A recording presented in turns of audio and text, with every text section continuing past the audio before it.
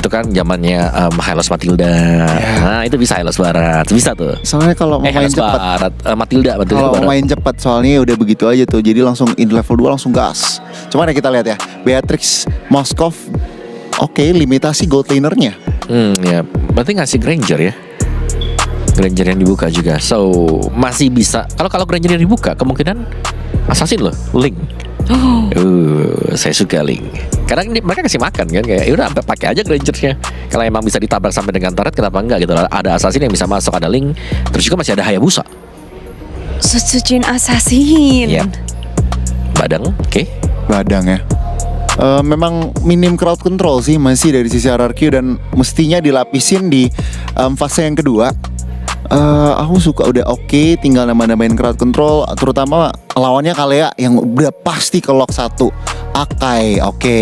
Ini dengan Akai bisa lah untuk menjawab netral objektifnya.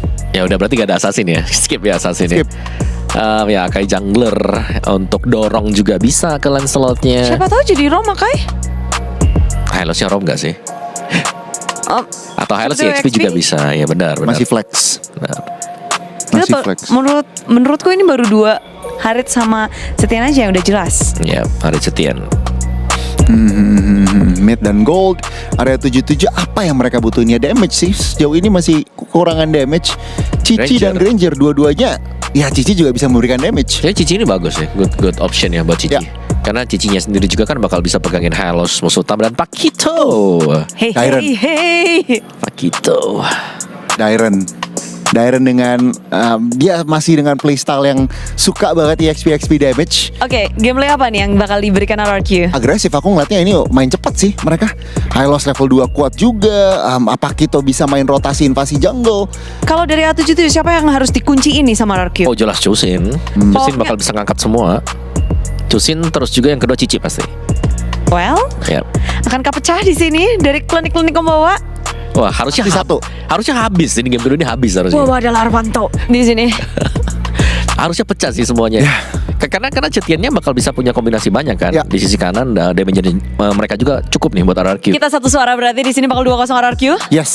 Satu suara, tapi gimana dengan para caster? Silakan. Oke, thank you so much Bude Monster. Umwawa, the ancient Arwanto from Indonesia. Ancient ya. Iya, jadi salah satu orang yang memang kita tahu dia penganut klinik ya. Dari lempar bantal ke lantai pun juga ya. Bener ya. Oke. Tapi ini nggak bisa soal klinik J karena ya 1 poin RRQ unggul. Oke, 1 poin RRQ unggul. Dan ngomongin dari Setian, kali ini di tengah mungkin akan bisa mengontrol tapi tidak bisa bermain dengan cukup banyak. Cuma daerah dengan Pak Yononya. Pak Kito, Gimana menurut Lim? gue suka banget sih ketika tank jungle pakailah XP damage. Atau kalau enggak yang heavy CC kayak Ruby mungkin dia banyak efek CC continuous damage juga. Itu cocok banget ditaruh di XP ketika udah ada tank jungle. Karena ya biarkanlah tank jungle itu sendiri, apalagi ada roamer kayak gini. Yes, dan lihat ditangkap di depan sana para pasukan dari tim RRQ mencoba untuk menutup jalan dari Joyboch. Joyboch kali ini dia nggak bisa terlalu bermain dengan barbar karena dia bisa knockdown sendiri oleh Rins. Dan ngomongin ke arah Hidok, nangkap Hidok juga berat banget loh Lim. Ya susah. Hylos ini kayak Hylos dan Gatot Kaca ini 2 hero roamer atau frontliner lah dimanapun lane-nya ya. Di late game itu 2 hero kuat banget karena dia bisa pakai spell revitalize kan. Dia bisa punya movement speed juga, dia punya dari regen yang kuat juga. Makanya Gatot dan Hylos ini 2 hero yang memang kuat banget sampai di late game. Dan ya Idok roamer pun tetap akan kuat nantinya. Alright, mereka memasang menuju ke arah Idok. Tapi kalau ngomongin Idok mereka komit sekarang, kerugiannya ada 2. 1, mereka nggak bakal bisa komit Idok. Sekalipun komit, mereka nggak bakal bisa team fight di arah Turtle. Karena habis source skill-nya di situ. Oke, dan lihat dari Uresinya dia menggunakan flicker ya. Itu yang membuat tadi mungkin dari Sutsujin nggak mau nih untuk buru-buru maju ke depan. Dan ya bakal dikasih ke arah Idok nih untuk XP, tapi nggak 4. Tapi Idok nggak 4, sayang sekali. Dairen miss kali ini, membuat dirinya harus mundur lagi ke arah belakang. Tidak boleh terlalu terburu-buru. Kita melihat para pasukan dari tim RRQ mereka standby position. Glorious Phantom menuju ke arah Zero. Uresi bersama dengan Hunter tadi nampaknya Uresi di pasangan Fury after finish tebakan right trip position. Dengan adanya habis spin membuat para pasukan dari tim RRQ harus mundur ke arah belakang dan bahkan kehilangan Zero. Itu dia kombinasi yang sempurna. stun dari Idok di follow dengan Fury of the Phoenix dari Rins. Timing yang sangat-sangat tepat membuat double stun tadi connect ke arah Zero, heavy spin, dan gak bisa gerak sama sekali dari Zero. Kombinasi yang bagus dan itu gue rasa bisa terjadi lagi loh. Itu mudah untuk dilakukan maksudnya. Knockout strike-nya ini nggak boleh dibiarkan terpoking terus sih, karena Urashi sekarang kan nggak pakai vengeance, dia pakai flicker. Nanti kalau misalnya ke trigger akan cukup lama. Nah itu dia nggak bakal kuat untuk nahanin badan di depan sana. Sedangkan yang ditargetkan Urashi dengan Cici, mungkin dia bisa pegangin ke arah Akai ataupun Hylos. Targetnya di sana. Makan depan gitu ya. Makan depan. Front to back. Ya sebenarnya kalau mau ngomongin flicker dia ke belakang nembak curtain call gitu kan ke Toy-nya Purif juga masih bisa lepas. Paling ke Rins, tapi sayang banget gak sih ke Rins aja sampai pakai gue sih di commit kah Dairon terlalu depan apakah ya? Oke, tapi Dairon kali ini masih punya heavy left punch kata Pita ada. Membuat dia harus termakan. Menjadi poin kill pertama untuk area 7-7. Mendengarkan informasi para pasukan dari tim RRQ. Bisa ada satu celah. Sabar. Daironnya bisa dimakan. Sabar ya teman-teman. Sabar dulu, tetap didukung ya. Tadi tes ilmu aja tadi kawan-kawan, tes ombak namanya ya. Sementara Idok terlempar ke belakang, Tonros sedikit mencicil aja, tapi nggak segampang itu untuk menumbangkan Idok. Keras banget bahkan. So Turtle akan menjadi team fight lagi, akan menjadi lokasi team fight untuk mereka berdua karena kita tahu RRQ dari tadi disiplin sekali. Dia bisa pegangin turtle-nya, dia tahu nih gimana caranya invade jungle, gimana caranya untuk menyiksa dari area 7-7. Oke. Lihat depan sana Susujin bener-bener ngebuat Zero kayak langsung mati langka. Ngebuat Zero kayak serba salah. Dan sekarang kalau bisa di-invite ke arah jungle, ini berbahaya untuk sosok dari Zero. Para pasukan dari tim area 7-7 mereka menandakan satu pergerakan yang cukup maksimal untuk RRQ bisa mendapatkan turtle. Dengan Joy Poch, Vision terlihat sangat jelas. Tapi kalau Dairon mau diangkat, ini juga bisa menjadi satu poin yang sangat baik untuk para pasukan area 7-7. Oke. Dan jangan sampai nantinya ya semua terbuka posisinya karena Glorious Pathway. Oke, Glorious Pathway dibuka. Flicker menuju ke belakang. Hamspin membuat para pasukan dari tim area 7-7 ini bubar jalan. Tapi Idok kali ini membuat dirinya diangkat. Dan Dairon jab yang miss. Sayang sekali. Untungnya ada satu retribution dengan poin dari Susujin. Bayangkan kalau itu ada sedikit miss, mereka mau ditabrak balik karena continuous damage yang dimiliki dari Iso masih ada. Tapi nggak apa-apa sih karena sekarang turtle-nya tetap didapetin kan sama RRQ juga. Turtle kedua disiplin tadi itu yang gue bilang. Mereka disengage-nya juga bagus banget. Mereka mundurnya barengan yang membuat nggak akan ada lagi nih sumber damage yang bisa masuk ke arah RRQ. Itu yang gue maksud nih, pelan-pelan tapi pasti karena goldnya naik terus. 1000 gold sekarang, mungkin nanti akan di turtle selanjutnya bisa jadi 2000 atau 3000 gold mungkin. Yang penting jangan ada korban. Karena ketika ada korban nanti mungkin Dairon yang dimakan lagi, goldnya akan turun lagi dan turun. Iya. Terlalu banyak kerugian dimiliki dari tim area 7-7 dari objektif sehingga Toy bebas untuk mendapatkan satu turret dari belakang. Dairon knockout strike tapi double jab mundur ke arah belakang membuat dia selamat. Satu poin yang saya ingin pertanyakan, Lim. Mereka komit menuju ke arah Dairon tapi ternyata deliver damage-nya nggak maksimal dan akhirnya lihat mereka yang jadi rugi ketika Tsunami Slam-nya tidak ada. Oke. Satu initiate yang gagal ya bisa Gagal dibilang. total. Gue suka sih ketika memang ada setup di cancel langsung Fury of the Phoenix itu kayak satu hal yang positif gitu. Penggunaan Fury the Phoenix-nya maksimal bisa dibilang, bukan hanya sebagai sambutan aja dari stun siapapun, tapi sebagai cancellation juga. Invade jungle berhasil, Susujin dapetin purple-nya dan ini keunggulan awal yang mulai terlihat nih. Mid game adalah zona dari RRQ, waktu dari RRQ. Mereka bisa untuk eksekusi, mereka udah punya damage dari Toy, udah ada damage dari Dairon. Susujin bisa nangkep siapapun. Itu. Tapi lihat Idok akan coba dimakan kembali dengan damage yang cukup dengan karton skulls yang mereka miliki. Tapi jangan lupakan Toy, mereka siap untuk menangkap Hunter. Hunter kali ini akan coba di-commit dan flicker bersama dengan Crimson Baker akan menjadi sebuah jawaban. Tapi lihat pakai Toy menyimpan Summon Force untuk berhasil melakukan kejaran terhadap Hunter. Dia tahu Hunter masih punya 2 sword skill, masih punya Crimson Baker, masih punya flicker. That's why dari sosok Toy dia sabar untuk Summon Force-nya, nggak maksa di awal. Dan akhirnya semua escape skill yang dimiliki dari Hunter dia semuanya jadi sia-sia. Iya. Sepertinya ada pertukaran juga yang Bottom coba lane. untuk dilakukan area 7-7 dan Aiso. Langsung ada Summon Force dikeluarkan dari sana. Toy memberikan aggro damage dan 1 poin kill maksimal dari tim RRQ. Bermain agak cukup ganas untuk kali ini. Iya. Sebenarnya kalau bilang ganas nggak ganas banget sih. Cuman mereka ngasih pressure tetap ngasih. Sampai ya ini gue ngelihat Zero-nya udah nggak ada pilihan lain selain dia coba untuk farming di Farlane sih. Walaupun ketika match up sama Dairon kurang bagus dan ya masih bisa kabur. Itu dia yang gue bilang, kenapa dia di Farlane aja, jangan cicinya. Dia butuh item. Dia yang bisa carry. Jadi ya udah biarkanlah Zero-nya farming. Oke, tapi apakah bisa dibantu untuk Purple kali ini? Ada Retribution juga sebenarnya.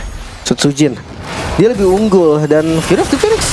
Oke, Fear of the Phoenix, satu informasi. Hiresi terperangkap. Cole, tapi Joy Butch masih mau lebih. Mau coba dibalikan. Cosmic Gaming berjalan ke belakang. Servis slam by Donda free hit untuk Toy. Tidak bisa dibendung damage yang diberikan pada pasukan dari tim RRQ. Mereka kena area 7-7. Mereka harus mundur ke belakang. Keputusan yang cukup berat untuk decision making. Siapa yang bisa diangkat oleh Joy Butch? Ya, tadi miss mekanik sepertinya. Niatnya mau ngangkat ke arah Rins. Tapi Glorious Pathway, mereka paksa midnya. Mau mid aja. Kalau di sini cukup sampai mid aja, Lip. Iya, mereka paksakan sebisa mungkin. Tapi ya dapat, intinya dapat dari outer turretnya lumayan banget. Sementara inner turret di bagian top lane pun berhasil dieksekusi oleh Dairon. Yes. Ini udah jadi keunggulan berganda untuk RRQ. Lihat dari goldnya. Tadi cuma 1.800, sekarang naik ke 3.000, hampir ke 4.000 bahkan. Ya, para pasukan dari tim RRQ. Mereka bisa dibilang tadi awalnya agresif, sekarang udah reda. Kenapa? Mereka secara tidak langsung ingin membuat area 7-7 itu dikulitin sedikit demi sedikit, perlahan tapi pasti dimakan dengan ada habit spin. Joy Butch menjadi satu point kill yang sangat mahal. Tapi lihat Toy, dia nggak mau terlalu terburu-buru mengeluarkan zaman force-nya karena dia akan lebih komit menuju ke arah Lord. Holy defense sudah terbuka di top lane. Dan sosok dari Shiro untuk ngomongin ke arah steal, possibility-nya kecil. Pertama ada heavy spin nanti, kedua satu level berbanding, dan ketiga terlalu banyak sisi. Pasti lepas juga nggak sih? Ketika ngelihat Shiro nih, mereka nggak akan target Lordnya. Mereka akan coba makan orangnya. Tapi sebenarnya lumayan nekat, mereka nggak ada informasi sama sekali di mana Shiro, dan ya akhirnya Lord free. Untuk teman-teman dari RRQ, Lord yang pertama. Belum ada base turret yang hancur, masih ada pasif bahkan healthy defense di bagian top lane. Masih ready. Tugas dari RRQ jujur adalah hancurin mid dan juga bottom lane-nya dulu. Innernya dulu nih digundulin, baru mereka coba base turret. Kalau memang belum bisa, it's fine. Karena sekarang masih baru masuk di menit yang ke-10. Iya. Bahkan Holy Crystal belum jadi nih dari Toy. Sedikit lagi jadi. Granger 500 ketinggalan ya. jauh banget loh. 500 gold dan udah jadi kali ini. Holy Crystal. Ini sakit banget sih, Lim. Hampir 2000 gold beda sama Granger. Oh iya, dan itu untuk ngomongin di head to head kan agak berat karena kita tahu Granger nggak targeting pertama, kedua Toy punya damage ability sangat jauh ketimbang ISO. Satu demi satu mereka bakal coba dorong, dan untungnya para pasukan dari tim RS77 udah mulai sadar kalau dia nggak boleh ngelepasin satu di defense pun. Dia udah sadar akan hal tersebut. Harus tahan di depan ya. Tapi di bagian top lane mau tidak mau nih harus dilepaskan untuk Holy Defense. Lord masih bisa di defense juga. Dan mereka kan fokus ke arah mid lane terlebih dahulu, ditahan. Tapi lihat ini suara invasi yang kedua dari Super Minion. Wah, para pasukan dari tim RRQ mereka standby. Joy Butch gak boleh masuk. Siapapun yang akan diangkat itu akan menjadi masalah untuk area 7-7. Dan bahkan Summon Force dikeluarkan ke arah belakang, membuat tim RRQ hampir bisa main ke arah backline. Tapi untungnya ini terlalu keras untuk bisa di-commit. Dairon memiliki double jab, jangan lupakan hal tersebut. Ngomongin Tsunami Slam menuju ke arah Ito, akan menjadi satu poin kill yang berbahaya untuk Joy Butch karena Flicker for defense sudah habit speed membuat para pasukan dari tim RRQ mereka membuat targetnya menuju ke arah Hunter. Flicker dengan Crimson Beacon yang tidak ada lagi bisa menyelamatkan diri dari Hunter, tapi nampaknya Toy bermain lincah di dalam. Lihat Summon Force dan Chrono Dash from Toy berhasil masuk dan keluar tanpa ada jalan keluar. Dia bongkar sendiri jalan untuk masuk, dia bongkar sendiri jalan untuk keluar. Dan ya masih ada satu katapult, tapi akan coba dipaksa kah? Koko tahu double knockout strike pun dapatkan satu buat Phantom yang sekejap dengan point. Toy berhasil mendapatkan mega kill, looking for double kill. Masih bisa dihindari dengan adanya Tolros, tapi sayang sekali damage dari Rins nggak bisa dibendung dan mereka berhasil mendapatkan 4 point kill dan untungnya tidak bisa di end game untuk area 77. Ya minionnya nggak ada dan Toy-nya kehabisan mana. Team fight terlalu panjang. Harit, ya kita tahu dari Harit sendiri cooldownnya nutup, tapi nggak untuk regen mananya. Sekarang dia harus ambil purple buff adalah solusi terbaik dan RRQ sepertinya nggak akan kendor sama sekali. Mereka akan coba lagi untuk maju ke depan dan digunting. Digunting ISO. Kali ini gak ada flicker, lihat ditempel begitu saja. Sucin hampir tertumbang, tapi Dairon dengan knockout strike langsung KO. Dan Dairon udah gak ada jalan untuk pulang. Shutdown finally terjadi, membuat para pasukan dari tim RRQ kali ini mereka nggak punya frontliner untuk nge-damage, tapi mereka masih punya frontliner untuk defensif. Oke, mereka sepertinya akan reset lagi dan akan ambil Lord sepertinya RRQ. Kayaknya mereka udah nggak mau lagi nih. Tadi ngelihat adanya 1 tukar 1 nggak worth it banget pastinya. Ya walaupun memang sih yang ditumbangin gold laner gitu kan. Jadinya ISO ini makin lama lagi untuk jadi power spike-nya. Tadi aja ketinggalan Jauh sih, 2000 Lin. gold. Tapi ini kalau dibawa ke late game lagi, ini malah lebih berat toinnya. Iya, jujur di late game berat di lance sih kalau sampai late game ya. Tapi mau di kontes nampaknya. Mau di kontes Hunter menunjukkan satu informasi Zero? didapatkan Zero? dengan Sosuji dan Zero. What a takeover for Lord yang dimiliki para pasukan dari tim RRQ. Bahkan Zero mencoba untuk kabur di depan sana. 1 poin kill didapatkan. A takeover, what a still retribution yang sangat luar biasa. Shiro membuat para pasukan dari tim Area 77 punya nafas tambahan. Iya, ya karena level dari Zero nggak kalah jauh banget. Dia hanya kalah 1 level dan masuk tadi Punya Thunderous juga. dengan sangat-sangat enak. Tadi Phantom Execution Rifle doang harusnya. Dimakan Ido? Ido bakal coba di-commit. Ingat dia punya Sky Piscer. Damage yang diberikan di sini. Ido revitalize. Gak ada yang backup. Gak ada yang backup. Dan close pathway yang terlambat membuat para pasukan dari tim RRQ kehilangan Ido. Tapi baru ada sih tadi. Sebenarnya bukan terlambat ya, baru ada juga. Cuma waktu yang diberikan oleh Idok itu bisa eksekusi Lordnya. Dan sekarang memang 4 melawan 5. Apakah RRQ masih mau coba? Apakah RRQ masih pengen nih ngasih pressure lagi di depan? Gua rasa udah saatnya mereka nunggu dulu. Idok satu-satunya badan yang mungkin itu bisa nahan ketika dilempar pakai tsunami slam kalau ada backup. Sementara dari item concentrate energi, ya Toy-nya mencari sustain. Sementara ngelihat dari power spike-nya Granger udah dapat ya, berarti di 4 itemnya Hunter, Malefic, Skypiercer dan juga si Halberd. 4 item ini udah cukup banget sebenarnya untuk Granger. Walaupun kalau dibandingkan lagi-lagi nih, dibandingkan sama Harit jauh banget, bener-bener nggak bisa dibandingkan lah. Seenggaknya sekarang dari bagian mid-nya juga udah sama-sama enak. Chusin-nya juga pakai Clock of Destiny, lagi-lagi sustain. Jangan sampai teamfight-nya jangka panjang deh. Itu aja dulu dari RRQ. Wah, ini di arah mid. Mereka udah memaksa Hunter dengan Crimson Beacon. Tapi laning yang tidak bisa mereka kontrol di top dan juga bottom membuat mereka cukup struggle. Masih ada 5.000 gold difference yang dimiliki dari para pasukan dari tim Oni. Dan bahkan dari tim Area 77 dengan ada 1 retribution yang tadi didapatkan dari Lot, mereka mencoba untuk melakukan commit menuju ke belakang. Itu target utama dan lihat di sini Ido dengan revitalize mereka membalikkan kembali keadaan. Free of the Phoenix dengan triple stun membuat pasukan dari RRQ 7 point ke arah belakang dan 1 point kill didapatkan dari Joybot. Oke, 1 point kill saja ternyata sudah cukup. Dan mau tidak mau sekarang 4 melawan 5. Fury of the Phoenix nggak ada, tapi nggak masalah karena sebentar lagi zaman Force Ready dan Glorious Pathway.